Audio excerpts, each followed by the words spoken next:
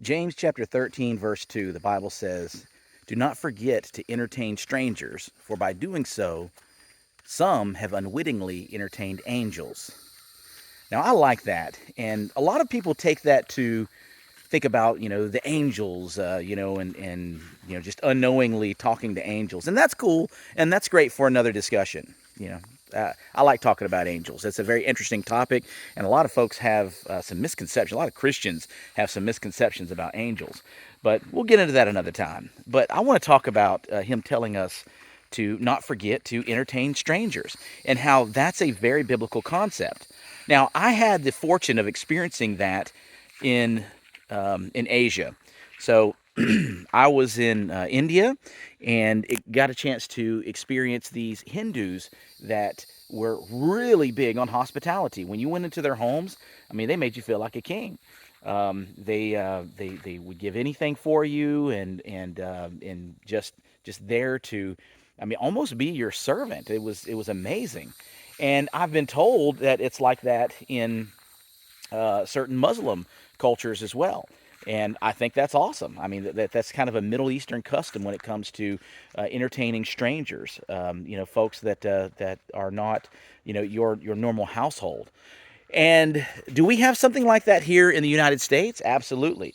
Here, where I'm from, it's called Southern hospitality. And it's a big deal. A lot of folks will talk bad about the South, and from the North, and give all these stereotypes. And yeah, the South has definitely had some rough times in the past, just like different places have. But and I've experienced some of that myself, being a grandchild of immigrants. But it's not what everybody makes it out to be, especially not today in today's times. Um, you have what's called Southern hospitality, which is, yes, being nice. It's not a forced nice. I mean, yeah, some people are kind of faking it, but they really genuinely feel that way. And why do they feel that way? It's because of the Bible. A lot of these people go to church. A lot of these people were trained in biblical concepts of being hospitable to others, especially people you don't know. And in today's times, you'll see people do things like, or say things that, oh, well, you just can't, you can't trust people like you could a long time ago. And that might be true. I could see that to a point, but does that mean that we should stop being hospitable as Christians? I don't think so. I'm going to tell you every time, and I'm not saying this to, um, so to speak, to blow my own horn or anything like that, but it's true. Every time I pass a vehicle that needs assistance on the side of the road, um, now I'm not a mechanic. I can't fix a vehicle. I can't do anything like that. But if you need someone to take you to go get some gas, um, if you need someone to push your vehicle out of the road, I'm your man, and I will be your man. It's as simple as that, and there's a big reason. Someone did that for me. That happened several times growing up. I didn't grow up with nice, fancy cars. Um, I didn't grow up with anything reliable, and I can't tell you how many times I've been broken down on the side of the road growing up as a young teen and in my early 20s, where the best we would have, or I had, was junk cars. It wasn't until I got older where I can get a more reliable vehicle. So I've been there before, man. I have broken down right in front of a gas station before.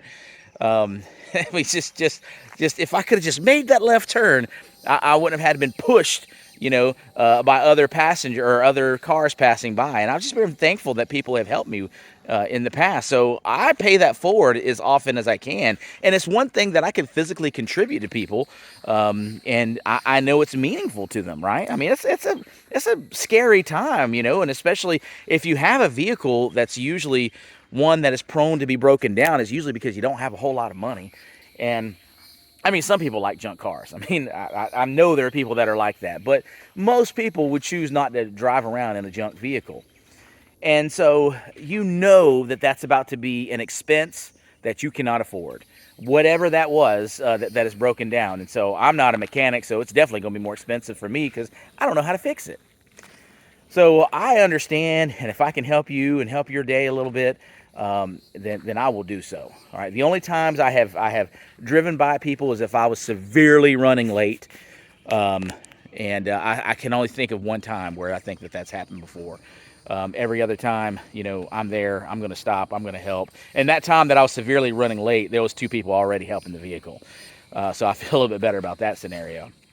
But, outside of that, there are these other times that we have a chance, to help people and be hospitable. Here in the South, a lot of folks will still open the door for a female. And there are people today, they're like, oh, well, that's so outdated and women's empowerment and all that. And yeah, you're empowered, be empowered, and that's great. But we're empowered too to help you. We want to do this. And it doesn't take anything away from you. It allows us to serve you. That's why we're doing it. It's not because, we think that, you're a second-class citizen to open the door. That doesn't even make sense. No, it's because you were honored and respected, and that's why we want to open the door for you. And it should continue to be that way.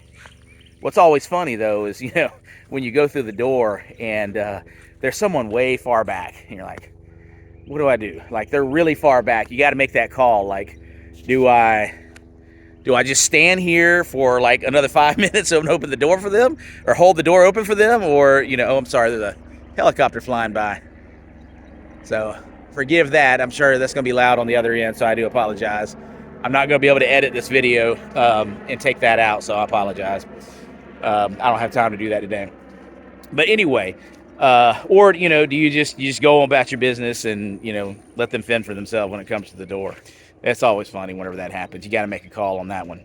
But outside of that, these are these little things that we do of how the Bible tells us to entertain strangers. And this is a concept that should not stop. We should continue this. We should continue being nice to people that we don't know and helping people that we don't know. Now, if you need a little extra motivation, then yeah, he tells us that there are some that unknowingly entertain angels. And what are angels? These are just these messengers from God.